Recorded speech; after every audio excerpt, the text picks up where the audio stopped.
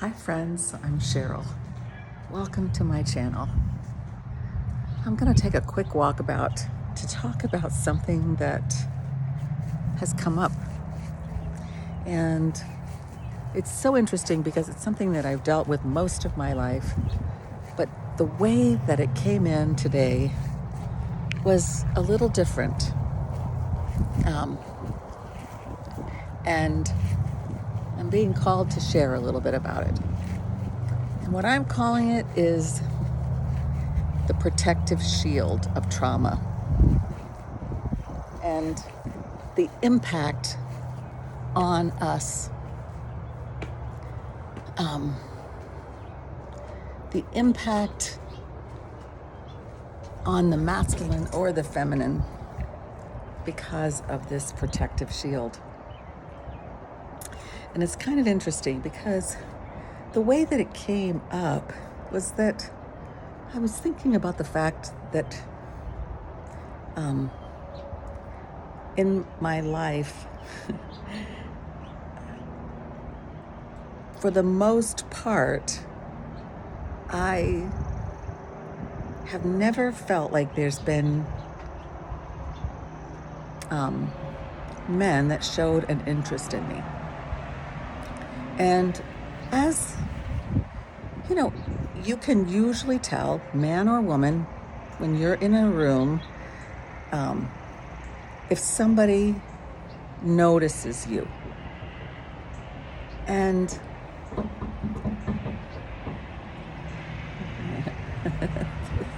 there's a man that's noticing me. That's my grandson.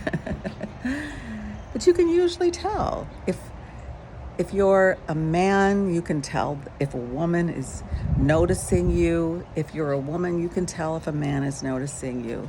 I know that as a woman, I've been in a room where I've noticed men noticing women, but I've never been one of them. And for the most part in my life, I've never really felt men noticing me. And suddenly, I can't say it's suddenly like that's never come up to me before, because the one time that this came up before is when I was divorced from my husband, Mike, and we were divorced for almost a year. And I started really feeling like around the 9 month point, I thought, what is wrong with me? I've been divorced for walk. Well, I got interrupted yesterday. So I'm going to complete the message that I had. I got interrupted because my grandchildren came running up to me. And like I said, that's masculines who are noticing me. I was divorced for almost a year, and I ended up remarrying my ex-husband because I had gone through about 8 months, and I was like, there's not anyone who's asking me out. No one's noticing me. Nobody's interested. And at that time, I thought, I just don't want to be alone.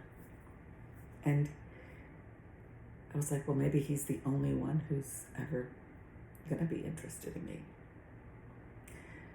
So I thought, well, at least that's a known issue. I mean, we knew each other, and we got married again. I've now been divorced for 4 years, and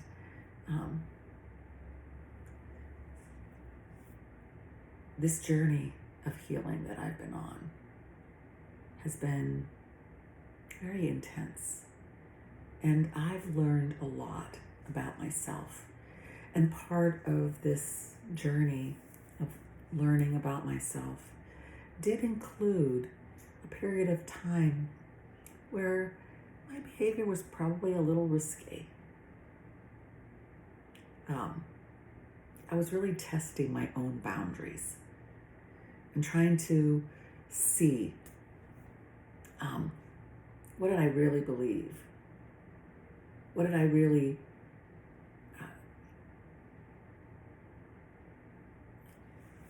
really feel was the interaction?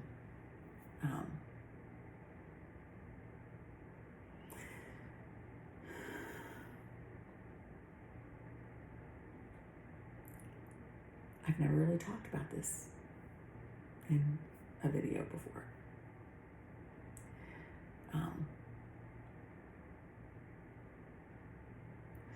Recently, I heard someone tell me that when you have experienced sexual trauma, that it will take the shape in your life as either you will be overly promiscuous or very cold and frigid.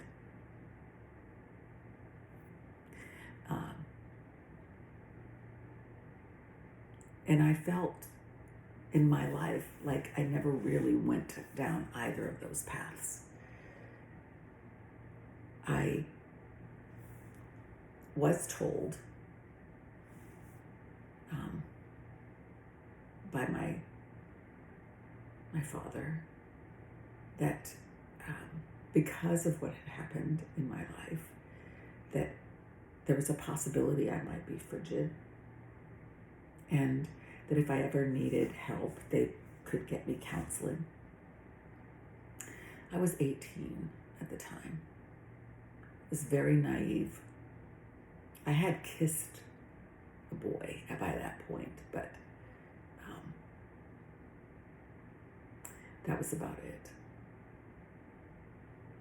I truly believed in the fairy tale and thought that if I was attracted to someone, then that meant that I loved them. And I didn't really realize the shield that I had around me. That the only people who seemed to break through that shield were those who were paying unwanted attention to me.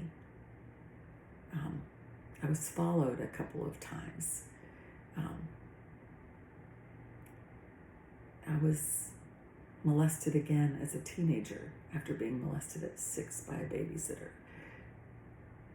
So I felt that there was this guard that I had that was up. And to be honest, I thought that when I got to that point in my life where I was a young woman and I didn't want to be a victim, I thought that that was the healing. The healing was the decision to not be a victim of sexual trauma. I didn't realize all the work that had to be done, but I've done it now. And that's why this is so interesting to me, that when this came up, that men don't notice me, I was like, why is that? Why is it that the only time I ever notice men noticing me is when it is in a situation where I feel threatened? Now I started to say, and I want to complete this, I went through a phase where I thought, I'm going to test this theory of over promiscuity. Yeah. I'm going to test this feeling of, you're only attracted to somebody if you love them. And I really let my boundaries down. And I will admit that I was noticed during that time frame, but I wasn't noticed for who I was. I was not noticed for that at all. And I had absolutely no emotional connection to any of that. So I did learn that the body can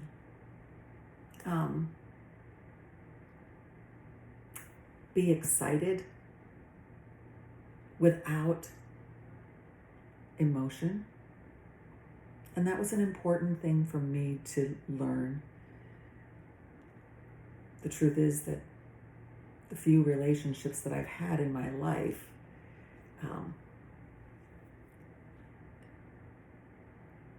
there was, in every case, this feeling like someone else needed me. And I didn't truly love those people. Not the way that I feel like I should love someone. I loved them because they needed me. And it gave me a purpose. And the protective part of me felt like, oh, good, now I'm useful. And now that I'm at the place where I'm at, where I've healed beyond that point several years ago where I went through that phase, and I have been single for 4 years,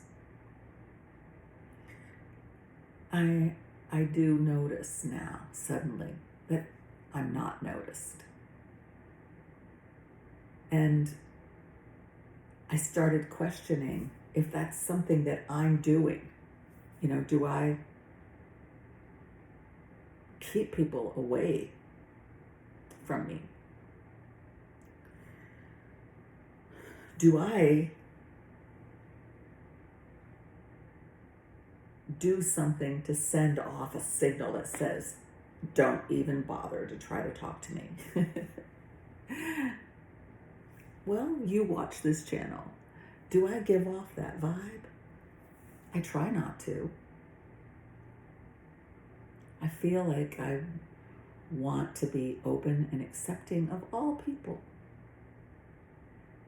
But I did come to this, I had this download that it's like a protective shield that I keep around me. And the only people who ever make it through that shield, for the most part, have been those that have no care about my boundaries. So that's why I felt threatened.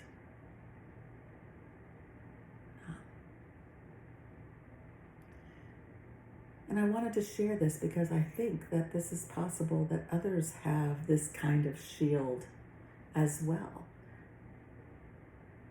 Now, I work with trying to help people to connect with themselves and with others as an intimacy coach. And I feel like I do a really good job when I'm connecting others and when I connect with them. So it's really important for me to understand this part of how this trauma from my life is showing up in my life now, because it may be doing the same for others, this shield, this protection. Now, if you hear me enough in videos, you know I am seeing someone. And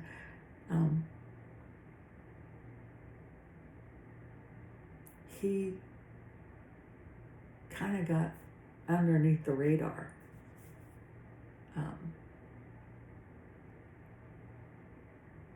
Because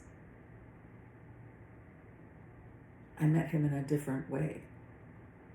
And honestly did not see him as someone who I didn't see him as someone who was interested in me.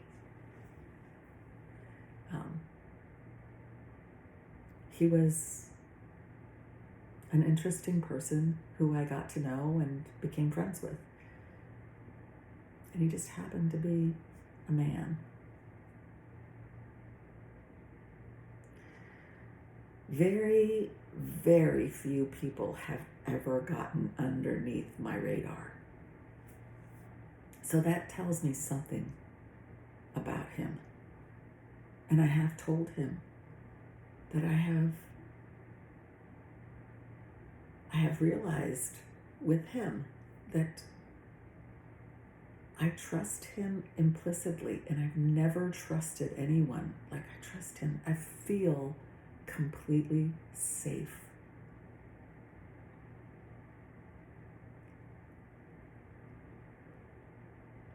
That speaks volumes to me.